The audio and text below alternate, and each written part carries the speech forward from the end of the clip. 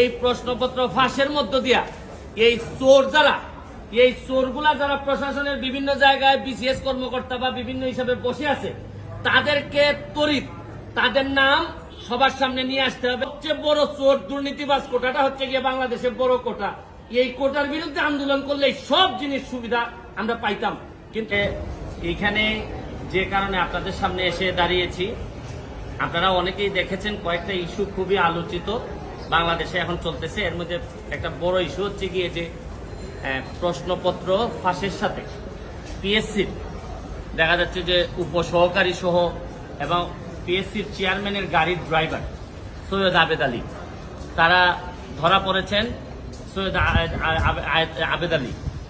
আবেদ আলী সাহেবের স্টেটমেন্ট আমি দেখলাম, দেখে উনি বলছেন যে এই প্রশ্নপত্র ফাঁসের যে টাকাটা ইনকাম করছেন এটা নাকি আল্লাহর রাস্তায় ব্যয় করছেন।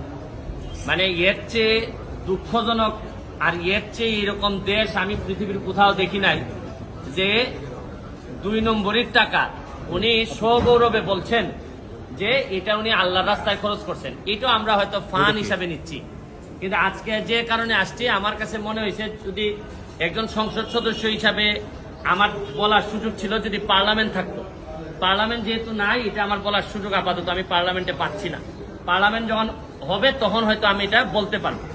এখন আমি একজন ব্যারিস্টার হিসাবে আমার বিভিন্ন আইনগত ব্যবস্থা নেওয়ার সুযোগ আমার আছে। এইখানে পিএসসির চেয়ারম্যান সাহেবের ড্রাইভার উনি প্রশ্নপত্র ফাঁসের সাথে জড়িত, এর মধ্যে উপসহকারীও আছেন। তো উনি ড্রাইভার থাকাকালীন সময়ে পিএসসির চেয়ারম্যান অনেকেই ছিলেন। এখন প্রশ্ন হচ্ছে গিয়ে যে পিএসসির চেয়ারম্যানরা যারা যারা ছিলেন তারা এই দায় এড়াইতে পারেন কিনা, তারা এটার সাথে যুক্ত ছিলেন কিনা। এখন আমার ড্রাইভার আমার যদি ব্যবসাপাতি করে অথবা ড্রাইভারের মাধ্যমে ওনারা টাকা নিয়েছেন কিনা এটা ভালোভাবে দেখতে হবে। কারণ ড্রাইভারে ধরার পর যদি এটা ধামাচাপা পড়ে যায়, আরে ড্রাইভার করছে এটা বুঝেন না, হয় অনেক সময় এইগুলা বলে কিন্তু চাপা দেওয়ার একটা প্রক্রিয়া থাকতে পারে। এইটা আমার মনে হয়েছে যে এটা সরকারের দেখতে হবে। সেকেন্ড হচ্ছে কি, যে কারণে আমি মেইনলি আমার কাছে মনে হয়েছে যে এই প্রশ্নপত্র ফাঁসের কারণে সেই 33তম বিসিএস থেকে 33তম বিসিএস থেকে 46 পর্যন্ত এই পর্যন্ত উনার মাধ্যমে অনেকেই সরকারি চাকরি পেয়েছেন, বিসিএস কর্মকর্তা হয়েছে এই প্রশ্নপত্র ফাঁস করার মধ্য দিয়ে।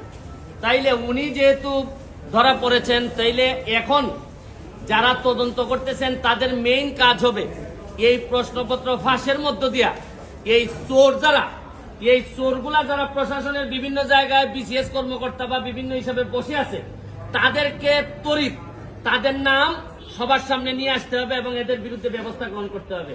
আমিও তো বলি মাঝে মধ্যে অনেক সরকারি কর্মকর্তা, ইভেন ডিসি ধরেন অনেক বড় বড় কর্মকর্তা, এদের কথাবার্তা আমার শুনলে মনে হয় যে আরে এত ইনকম্পিটেন্ট একটা লোক ডিসি হয় কিভাবে, একটা ইনকম্পিটেন্ট একটা লোক ইয়নো হয় কিভাবে। আমি যখন দেখি তখন আমার হিসাব মিলে না। এখন আইসা ওই সৈয়দ আবেদ আলীর মাধ্যমে আমার কিছু হিসাব মিলতেছে। তাইলে এই চোরগুলা ওই বিভিন্ন ভাবে ছড়াই পড়ছে। শুনেন, যুদ্ধাপরাধী মানবতা বিরোধী অপরাধীরা যে যে জায়গায় থাকে আমরা খুঁজে বের করি, এদেরকে দায়িত্ব দেই না। এদের সেই এই চোরগুলা কি কোনো অংশে কম? এরা সারা জীবন দেশটারে লুটতে খাবে। আরে এই আবেদ আলী তো চলে যাচ্ছে, আবেদ আলীর তো আর কোনো অসুবিধা নাই, যা বানানোর বানাই ফেলছে। আর এই যে আপনার ডাসার উপজেলা চেয়ারম্যান প্রার্থী হয়েছিল, আল্লাহ বাঁচাইছে ডাসার মানুষের, যে এই যে মাদারীপুর না এটা, হ্যাঁ এই কালকিনি না তো আবার কালকিনির পাশে, কালকিনিও তো বিখ্যাত বিভিন্ন কারণে।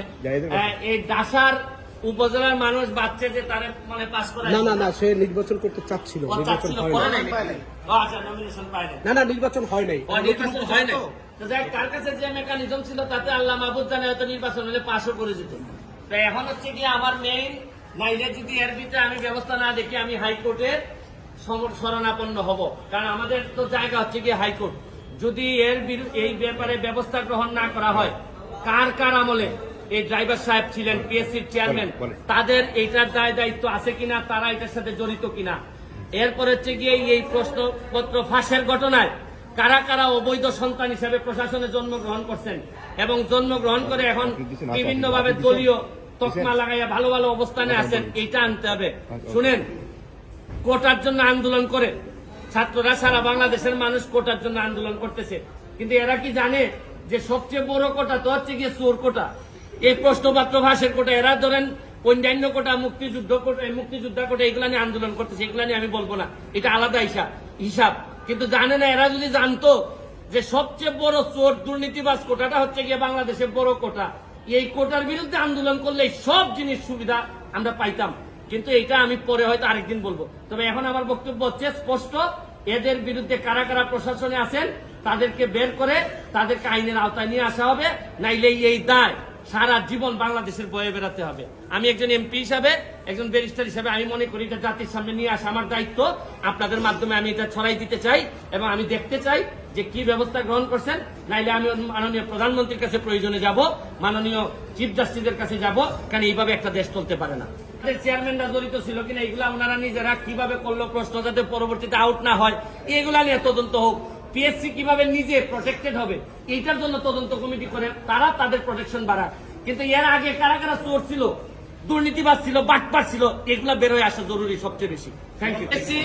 পিএসসি কমিটি, এই যে বাংলাদেশের কমিটিটার আমি ভয় পাই আরো বেশি।